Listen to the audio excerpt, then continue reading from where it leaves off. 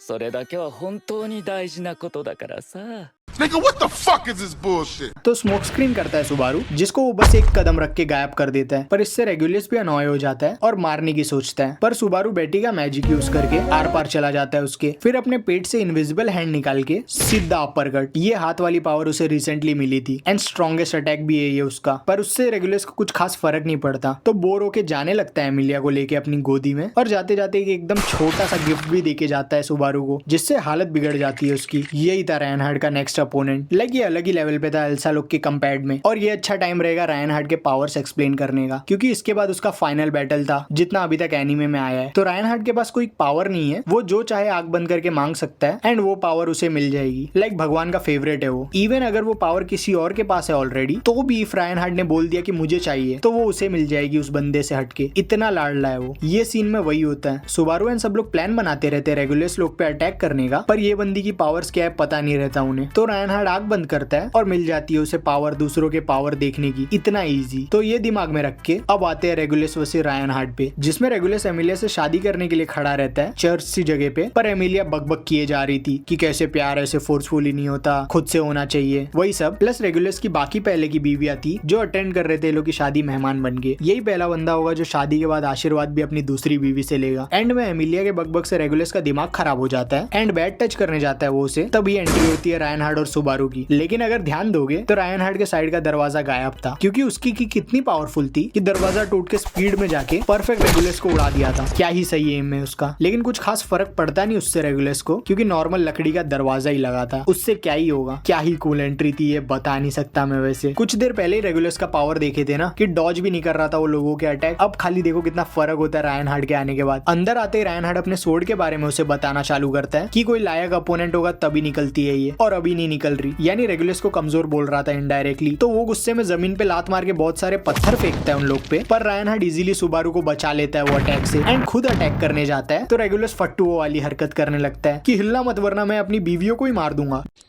Oh, brother, this guy stinks! बंदे की इतनी फाड़ दिया रायन हार्ड ने आते ही कि नॉर्मल लड़कियों के पीछे चुपना पड़ रहा है उसे। उसके धमकियों के बीच में ही साइड से एमिलिया उसके पैर पे बर्फ जमा देती है और धमकाने लगती है कि मुझे कैसे इग्नोर किया, मुझे कमजोर समझा, यही वजह से हारेगा अब तू। एंड भले ही रायन हार्ड के आने की वजह से रेगुलस वीक दिख रहा था, पर इतना भी वीक नहीं हो गया था कि अब एमिलिया से हार जाएगा। तो बोलता है सही में अब तू भी बज रही है ये सिचुएशन में, और आराम से घूम के वो पूरे बर्फ को तोड़ देता है जैसे कमर की हड्डी फोड़ रहा हो अपनी। एंड एमिलिया का गला पकड़ के उसे हवा में उठा देता है। यही गलती थी एमिलिया की, शांति से खड़े रहना चाहिए था उसे साइड में, पर नहीं, इसलिए अब मरने वाली थी वो रेगुलस के हाथों। तो रायन हार्ड को सिचुएशन संभालना पड़ता है बोल के कि जो तू बोलेगा मैं करूंगा, बस एमिलिया को छोड़ दे। तो वो बोलता है ओके, अपना तलवार वहीं रख के मेरे पास आ धीरे धीरे। फिर उसके बाद बोलता है वहीं खड़े रह के मेरा एक अटैक खाना होगा तुझे विदाउट डॉज, पैरी या ब्लॉक किए। जिसपे रायन हार्ड बोलता है ठीक है। रेगुलस फिर रायन हार्ड की तारीफ करके देता है अटैक, जिससे ये सीरीज में अब तक पहली बार रायन हार्ड का खून दिखा था हमें एंड मर गया रायन हार्ड यहीं। ये वीडियो यहीं खत्म।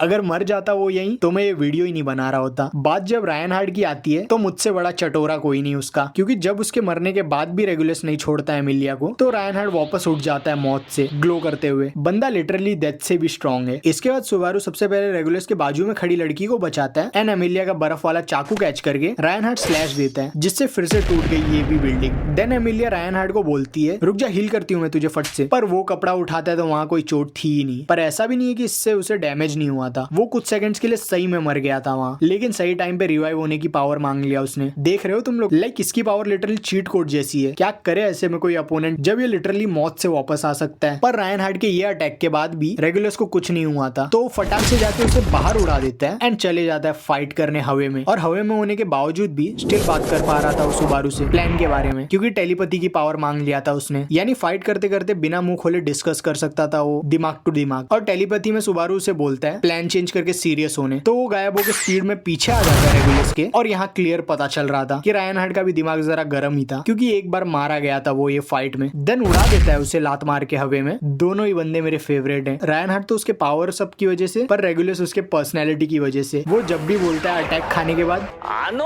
फिर अगले सीन में भागता रहता है वो, एंड पीछे देखता है तो रायनहार्ड नहीं दिख रहा था उसे। तो रेगुलस को लगता है कि स्पीड से पीछे छोड़ दिया उसने रायनहार्ड को, पर रायनहार्ड उससे पहले आगे जाके उड़ा देता है उसे पीछे बिल्डिंग पे, पर अभी भी उसे कुछ डैमेज नहीं हुआ था। तो वो बोलता है पागल है क्या तू, कितने बार बताऊं मैं तुझे, सिर्फ मारते रहने से नहीं हरा पाएगा तू मुझे। बंदा खुद ही हिंट दे रहा था क्या पता क्यों रायनहार्ड को। तो रायनहार्ड बोलता है ठीक है कुछ अलग ट्राई करते हैं फिर, एंड उसके साइड में स्लाइड मार के आता है और उड़ा देता है उसे ऊपर हवे में। फिर उसका पैर पकड़ के जरा और ऊपर ले जाता है, देन घुमा के फेंक देता है नीचे। उतने पे ही एमिलिया भी अपना बर्फ का मैजिक यूज करके बीच हवे में से एक बर्फ का पहाड़ लाती है बड़ा सा, जिससे इवन रेगुलस की भी फट गई थी, क्योंकि आइसबर्ग इवन टाइटैनिक तक को ले गया था। देन वो पत्थर के साथ ही वो पानी में चला जाता है एंड सब कुछ फ्रीज कर देती है एमिलिया। यही था वो लोग का प्लान रेगुलस को रोकने का, क्योंकि डैमेज तो दे नहीं पा रहे थे, तो जिंदा जमा देने का ट्राई किए। पर रेगुलस भी इतना कमजोर थोड़ी है कि एमिलिया से हार जाएगा, इसीलिए बर्फ को तोड़ के उसमें से रश करता है सुबारू पे। पर सही टाइम पे रायनहार्ड आके उसे बचा लेता है, लेकिन रेगुलस की लात खाने की वजह से वो भी उड़ जाता है बहुत घरों के आर पार। इससे रायनहार्ड तो थोड़ी देर के लिए दूर हो गया फाइट से, और जब तक रेगुलस का ध्यान वहां था, एमिलिया वापस एक मुंह पे मारती है उसके पत्थर बर्फ का। तो बदला लेने के लिए रेगुलस पानी का एक बड़ा सा पहाड़ लेके आता है वो लोग के सामने, एमिलिया के बर्फ के पहाड़ को कॉपी करके। फिर वो पूरे पानी के साथ ही बिल्डिंग पे जंप मारता है। आई डोंट नो कैसे वो पानी के पुडिंग को स्टेबल रख पा रहा था वो। उसके बाद फेंकता है उसके छोटे छोटे बूंदे वो लोग पे, जिससे बच जाते दोनों एमिलिया की पावर्स की मदद से, एंड भागने लगते हैं आइस स्केटिंग करके। क्या ही सही पावर्स है एमिलिया के भी। बर्फ वाले पावर्स हर एनिमे में कूल ही होते हैं, पर रेगुलस ने भी अभी पीछा नहीं छोड़ा था वो लोग का।